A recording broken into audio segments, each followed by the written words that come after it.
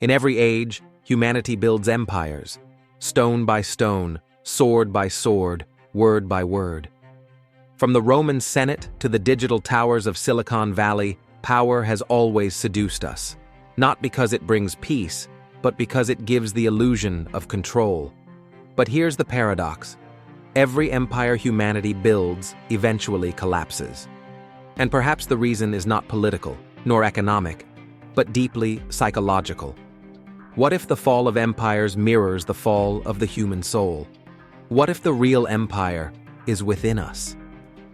Today, we explore how power corrupts the human spirit, why we repeat the same patterns of dominance and decay, and how ancient philosophers warned us, not about kings and armies, but about ourselves.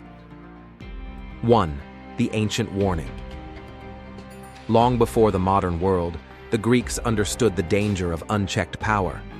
In Plato's Republic, the philosopher king is an ideal, not a person, because Plato knew that once a man believes himself to be above others, he stops governing the world and starts consuming it.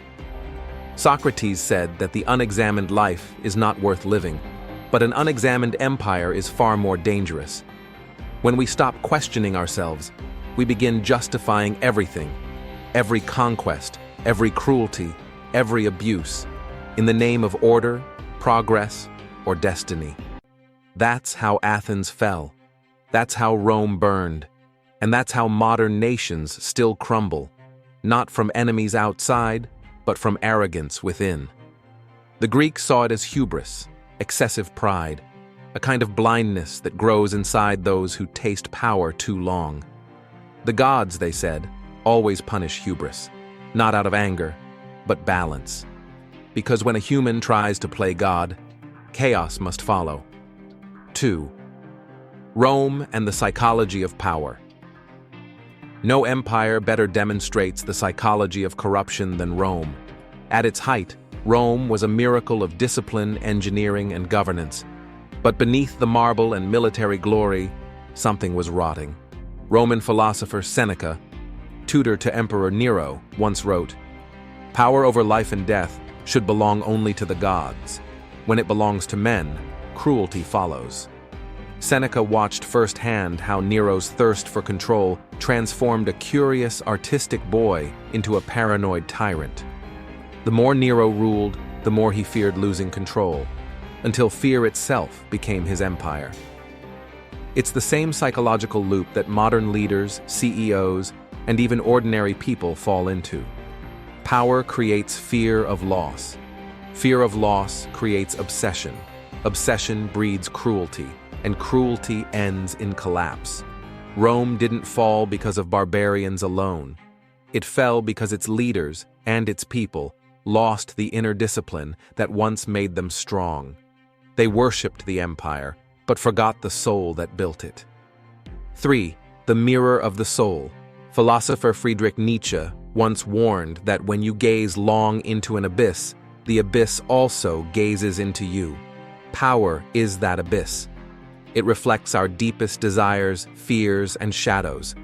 When we gain power over others, over money, over systems, we don't become new people. We become more of who we already were. The kind leader becomes wiser. The insecure leader becomes paranoid. The cruel leader becomes monstrous. Power doesn't corrupt absolutely. It corrupts selectively. It reveals what was already hidden. Think of modern examples. Leaders who began with noble ideals, movements that started with justice and ended in tyranny.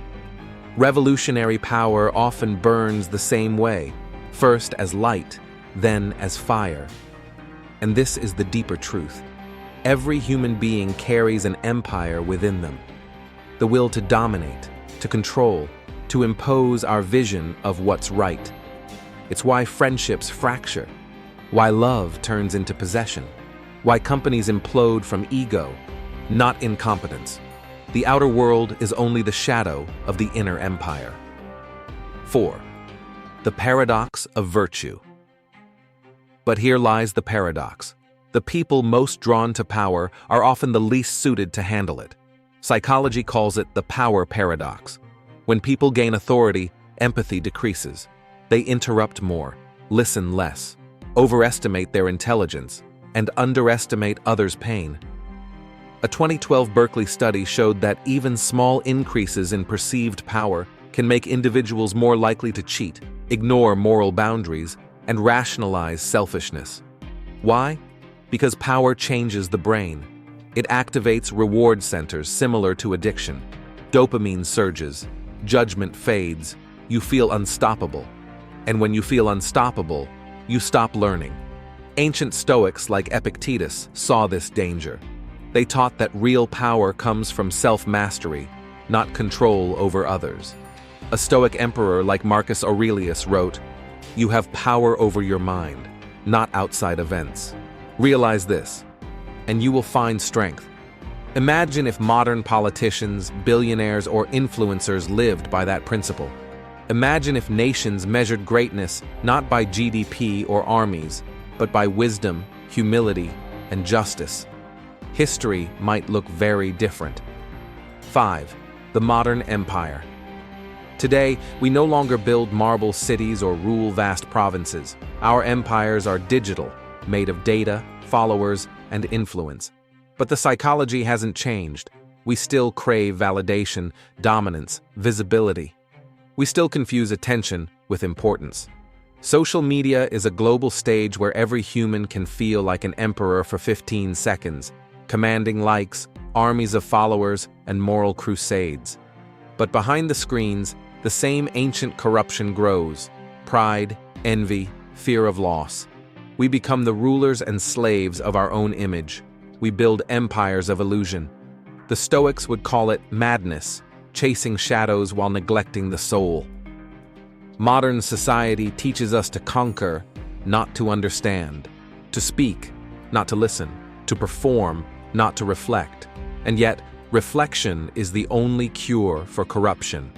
6. The collapse within. When does an empire fall? Not when enemies invade, but when values erode. The historian Edward Gibbon described the decline of Rome as the natural and inevitable effect of immoderate greatness. Too much success, too much self-worship, too much power without purpose. The same happens in individuals. When we stop questioning, stop doubting, stop learning, we begin to decay.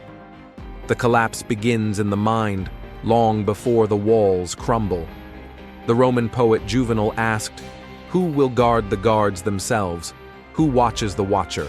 Who questions the powerful? Who examines the self?" The answer is no one, unless we do it ourselves, unless we dare to look inward and admit that the empire within us can be as dangerous as any king or conqueror.